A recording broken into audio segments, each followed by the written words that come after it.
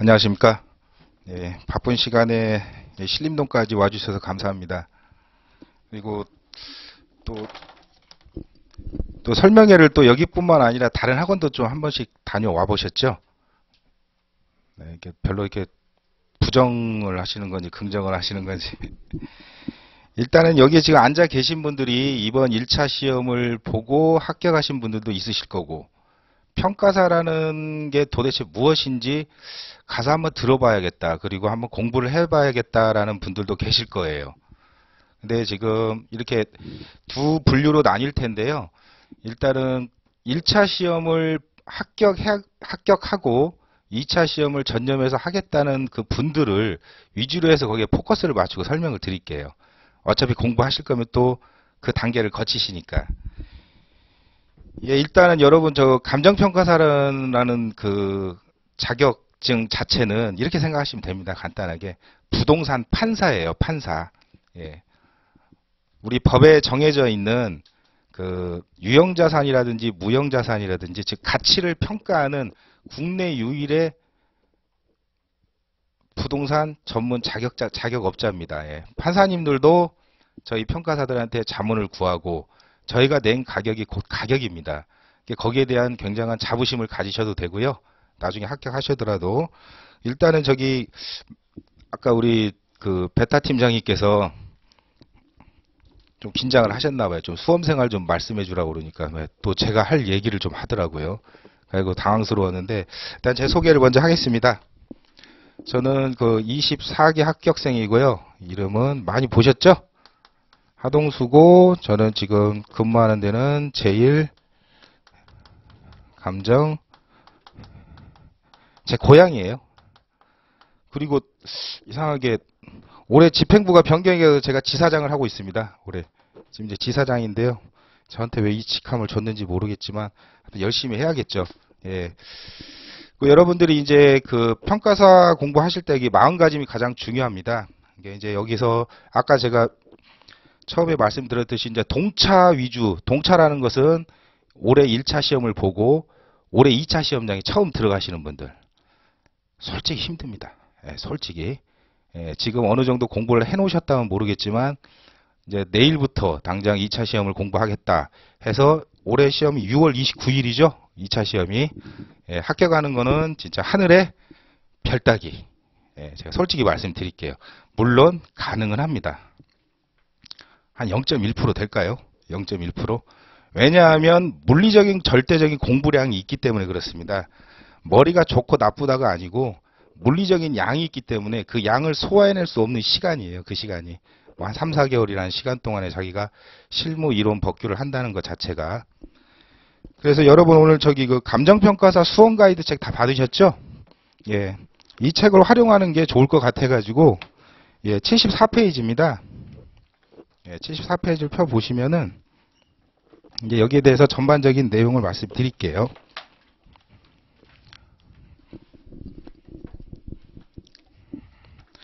자, 실무 출제 영역은요. 크게 저희가 카테고리를 잡으면 일반 평가 부분하고 소위 얘기한 공적 평가 부분이 있습니다. 공적 평가. 이렇게 두 분류로 나눠가지고 일반 평가는 뭐 가장 많이 보는 게 담보죠. 담보, 뭐 경매. 뭐 경매도 어떻게 보면 공적 평가라고 볼 수 있는데 사적인 평가라고 한다면 가장 담보, 그다음 뭐 시가참고 그리고 뭐 등등등 있습니다. 공적 평가는 저희가 가장 많이 보는 보상 있죠. 보상. 혹시 집안에 혹시 보상 받으셔 본 경험 있으신가요? 부모님이나 뭐 친척들이나 있으신 분들은 한번 접해 보신 분들은 아실 거예요. 뭐 평가사들이 와가지고 쑥 집 한번 보고 어느 날 가서 가격 내가지고 통보하고 이 가격에 협의하세요. 그럼 이제 어머니 아버지는 이제 승질 나죠. 이제 이것 주고 우리 보고 나가라고 한다고. 그쵸? 가장 민원이 많이 발생하고요. 보상이. 그 다음에 이제 뭐 재개발, 도정법에 의한 재건축 등. 이거 말고도 굉장히 많습니다. 구체적으로 들어가면. 근데 이제 크게 우리가 가장 많이 접하는 것들이 이런 거라는 거. 이제 그래서 거기 보시면 이제 읽어 보시면 거기 뭐 목적별 평가, 뭐 담보, 경매, 뭐 타당성, 재개발, 재건축이 쭉 있죠. 이렇게 감정 평가는 나뉩니다. 나뉘고 이제 출제 문항수는요. 보통 4문제 정도 나옵니다. 3문제에서 4문제 정도. 그걸 한번 읽어 보시고요. 그 3, 4문제를 혹시 답안지 한번 보셨나요? 2차 시험지 답안지? 예, 16페이지입니다. 이 16페이지에 다 담아내셔야 돼요. 실무도 그렇고 이론도 그렇고 법규도. 예, 완전 서술형이죠. 서술형. 과연 내가 이걸 채울 수 있을까? 채워집니다. 걱정하지 마세요. 채워집니다. 자, 이 답안지 16페이지 답안지에 다 채워 넣으셔야 돼요. 실무를. 그리고 이제 실무의 중요성에 대해서 말씀을 드리면 간단하게 이게 어떤 감이 있냐면요. 그 해 합격하시는 분들, 그러니까 내가 이제 합격할 정도의 수준이 됐다라고 자가진단이 되는 경우가 있어요. 어떤 경우냐면요. 실무가 있죠. 그리고 이제 이론이 있잖아요. 그리고 법규가 있죠. 이게 왠지 한 과목 같아요. 한 과목. 이게 한 과목 같아. 그러면 붙는 거예요. 그러면. 근데 이게 따로 놀아요. 막 이게 따로 놀아. 그러면 공부가 덜 됐다. 그렇게 생각하시는 거예요. 즉 무슨 얘기냐면 여러분들이 현업에 가셔가지고 결국 실무 가격을 내실 거 아닙니까? 그죠? 그 가격을 내기 위한 이론적인 베이스를 이론이 잡아주는 거고 이런 뭐 보상이라든지 재개발이라든지 뭐 담보라든지 법적 근거가 되는 것들은 이 법규가 다 잡아주는 거예요. 이해 가십니까? 그러니까 이 실무 안에 결국 이론 법규가 다 있어요. 그리고 숫자를 가지고 계산하는 거기 때문에 압박감도 있습니다. 근데 이론 법규 굉장히 중요합니다. 저도 이론을 꽈락 넣어서 한번 떨어져 본 적 있거든요. 이해가 안 가더라고요. 근데 어떡합니까? 다시 해야죠, 뭐. 그래서 이론하고 법규하고 실무가 이게 하나의 과목이라고 생각이 드실 때, 그때 그분께서는 합격할 이제 요건이 돼 있는 거예요, 요건이. 그런 느낌이 옵니다. 예, 그게 와야 됩니다. 그래서 이제 그 두 번째 로마자 2번 목차 보시면 실무의 중요성이라는 게 있죠. 자, 저 뒤에 지금 우리 이론 강사님하고 법규 강사님 훌륭하신 두 분께서 계시는데 그분들도 똑같은 말씀을 하실 거예요. 처음에 공부하실 때는 그 공부의 그 비중량이 실무가 절대적입니다. 보통 뭐 사람마다 뭐 조금씩의 개인적 차는 있겠지만 뭐 실무가 뭐 한 70% 정도 하고 뭐 이론 법규를 합쳐서 뭐 예를 들어 30% 이건 처음에 할 때입니다. 처음에 할 때. 왜 그러냐면 그만큼 이거를 많이 하기 때문에 그래요. 많이 하긴 하는데 뒤돌아서면 남는 게 없어요 또. 네, 이 과목 자체가. 이거는 하면은 머리에 들어가거든요. 암기라도 되고. 근데 이거는 결국 이런 이론하고 법적인 내용을 가지고 문제를 푸는 거잖아요. 그죠? 이게 매번 독립시행이에요. 새로운 문제인 것 같고. 그래서 하고 나면 뭔가를 아는 것 같은데 문제를 풀고 가면 또 남는 게 없는 것 같아요. 이게 참 그래서 굉장히 어렵습니다. 실무가. 근데 어렵지 않아요. 방법이 있거든요. 그걸 제가 나중에 알려드릴게요. 얄밉죠? 이렇게 얘기하니까. 자, 웃으시라고 좀 긴장 푸시라고 이렇게 말씀드립니다. 그래서 굉장한 시간을 많이 할당을 하실 겁니다. 실무가. 그게 자연스럽고요. 이건 저기 뒤에 계시는 우리 이론 법규 강사님도 동의하시는 내용일 것입니다. 자, 76페이지 한번 보겠습니다. 최근 5개년 감정평가 실무 출제 방향입니다. 2014년, 15년, 16년, 17년, 18년 5개년 도치를 넣습니다. 지금 뭐가 뭔지는 모르겠지만 한번 그냥 그 제목만 한번 봐보세요. 뭐 주거환경정비법 관련 공적평가, 뭐 구분소유권, 뭐 건물평가, 뭐 미지급용지, 선화지, 뭐 환매권, 구분지상권, 임대권, 인차권, 오염부동산 쭉 있죠. 별걸 다 하죠. 이런 것들을 평가를 해요. 그러면 그 해에 뭐가 나올지 모르잖아요. 모든 시험이라는 게.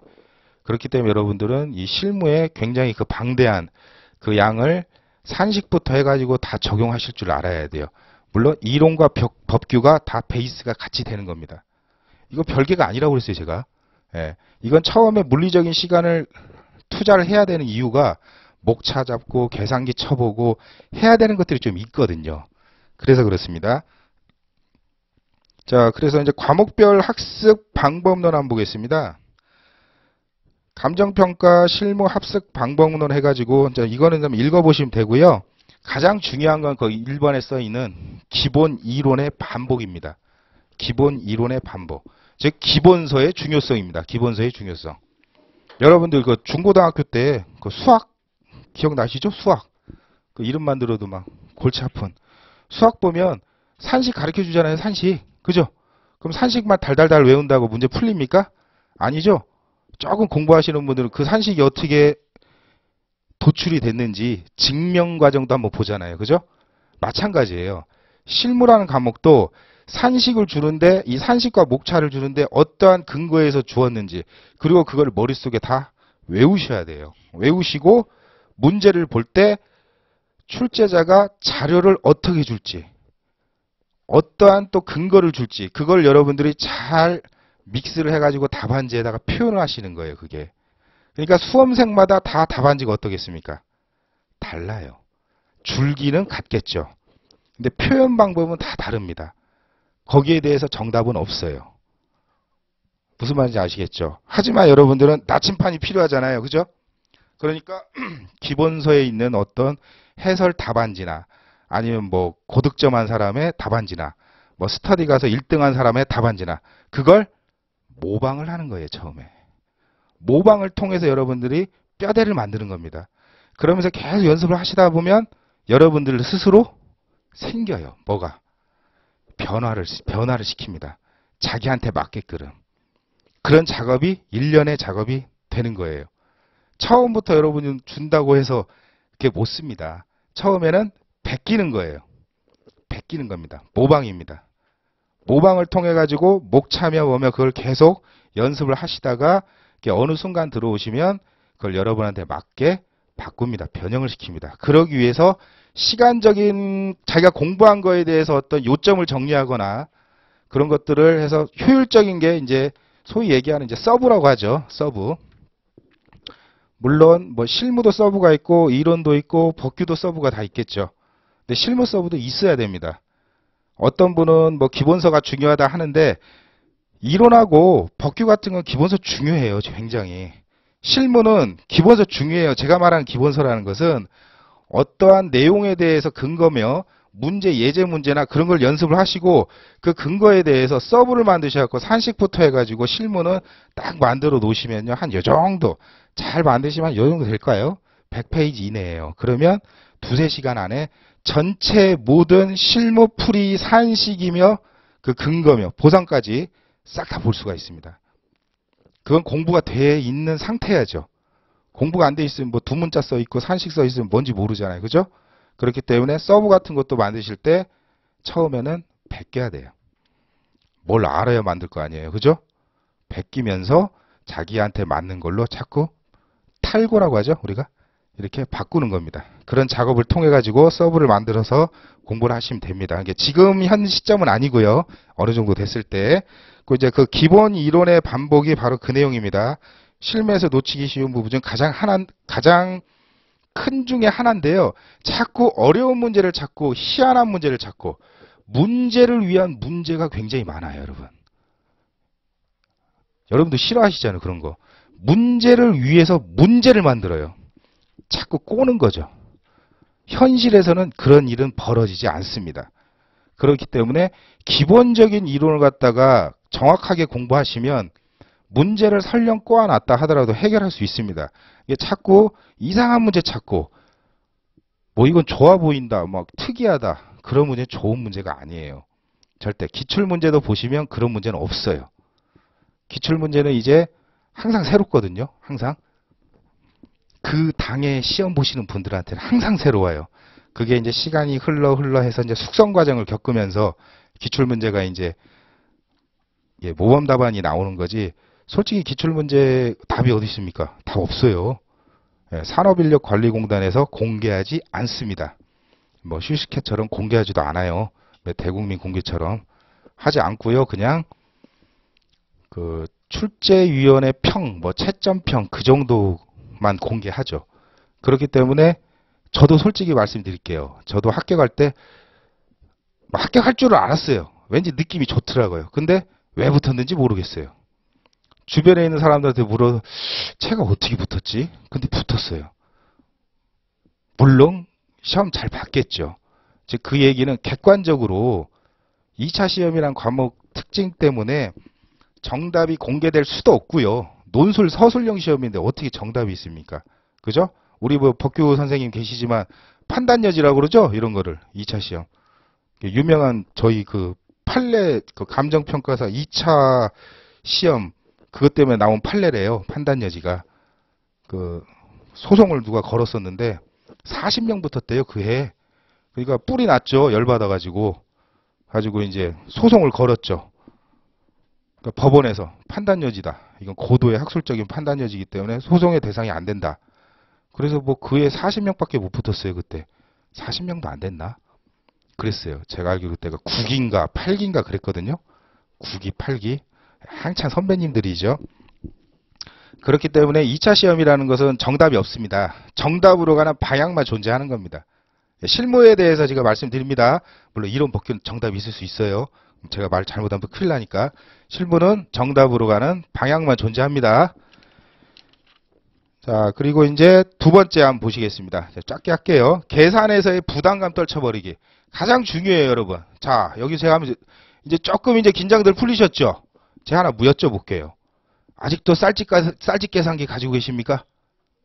2차 공학용 계산기 가지고 계신 분, 여기 앉아 계신 분 중에. 예, 딱 얼핏 보니까 10명 이내네요. 그죠? 자, 이제 쌀집 계산기와는 이제 이별을 하셔야 돼, 이제. 네, 쌀집 계산기하고는. 왜냐면 이제 공학용 계산기라고, 이제 뭐 카시오도 쓰고, 저는 카시오를 많이 썼는데, 뭐 TI라고 합니까? 그죠? 뭐 카시오, TI 뭐 여러 종류가 있는데, 그런 계산기를 쓰셔가지고, 왜 그러냐면 이제 부동산 여러분, 아시다시피 저기 금액이 어떻습니까? 서울 땅은 어때요? 그냥 툭 건드리면 억이에요. 그죠? 억 10억이에요. 막 그런 거 계산하려면 쌀집 계산기로 안 돼요. 그리고 수익 방식이나 그런 거 쓸 때 할인을 하셔야 돼요. 할인을. 디스카운트를 해야 돼요. 막 4년, 5년, 6년짜리를 할인을 해야 돼요. 그러면 이제 할인율을 넣어가지고 계산을 다 해야 되는데 쌀집 계산기는 안 되죠. 지수 승도 해야 되고요. 1.05에 막 20승, 30승 해야 돼요. 그걸 쌀집 계산기가 계산할 수가 없잖아요. 그죠?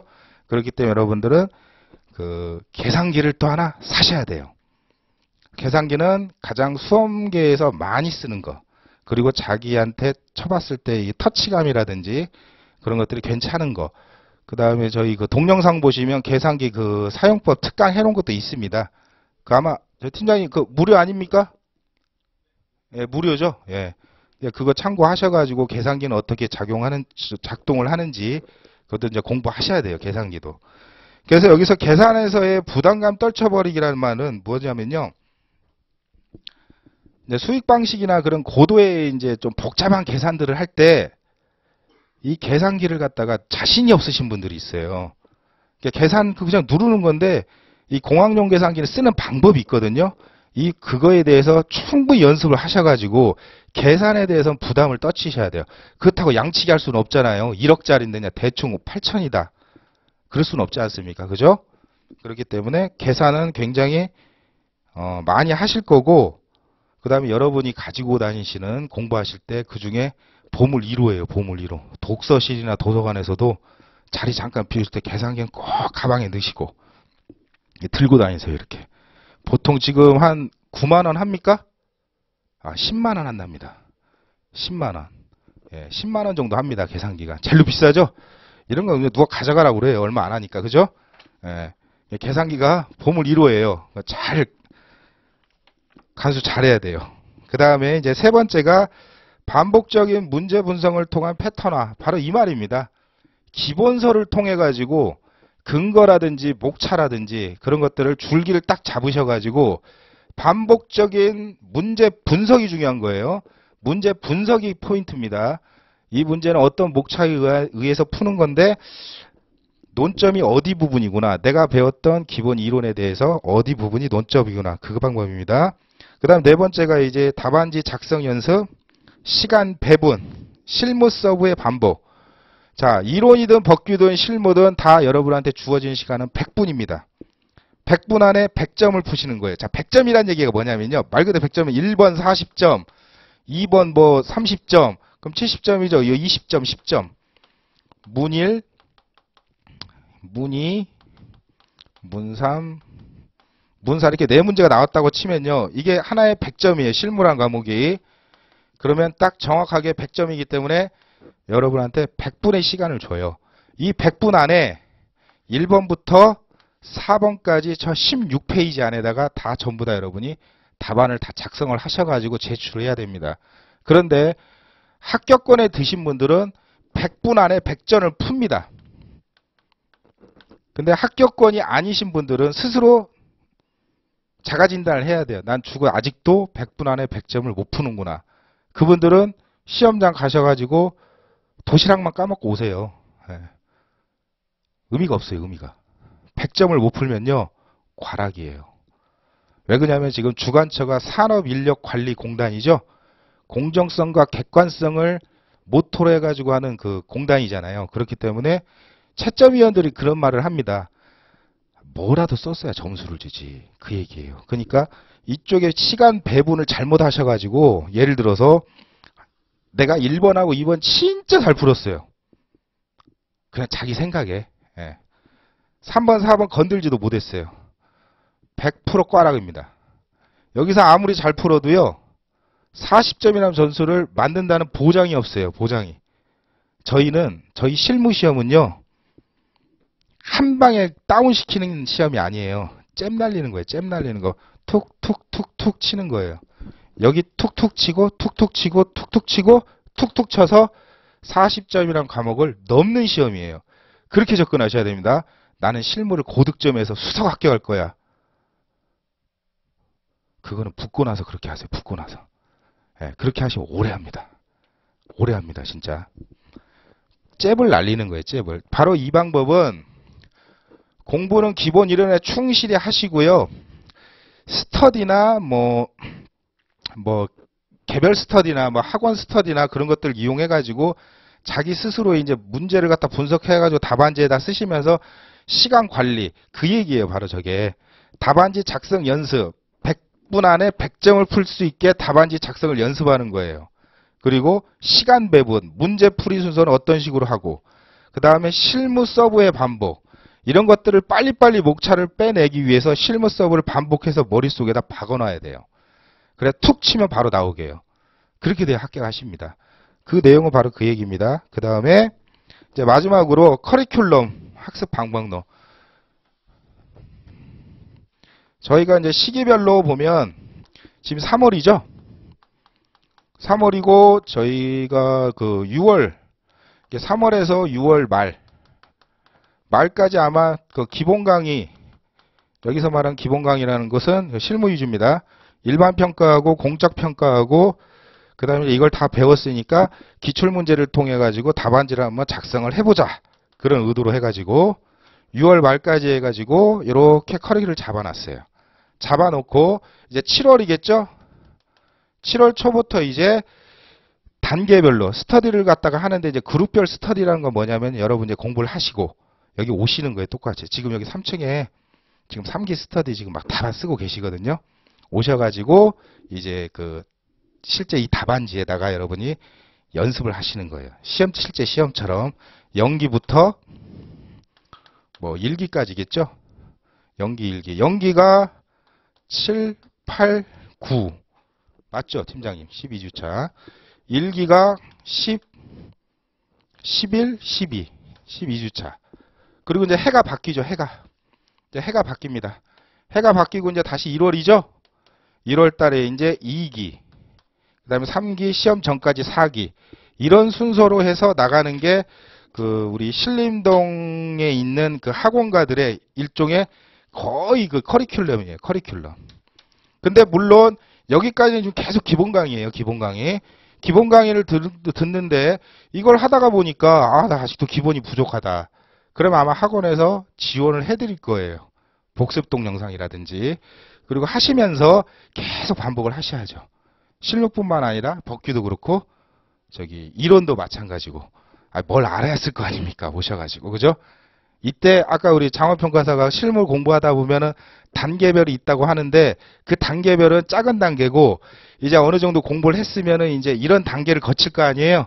바로 여기서부터 좌절이 옵니다. 괜히 토요일 날만 되면요 아침에 배가 아파요. 소화가 안 되고 금요일 날 되면. 왜? 다음 날 가야 되니까 시험 보러. 가기가 싫어요. 가면 또 못 쓰니까요. 옆에 있는 사람 다 써요. 막 스트레스 받아요. 가기가 싫어요. 그래서 못 가요. 그러면 안 된다는 거예요. 스트레스를 받아도 가야 돼요.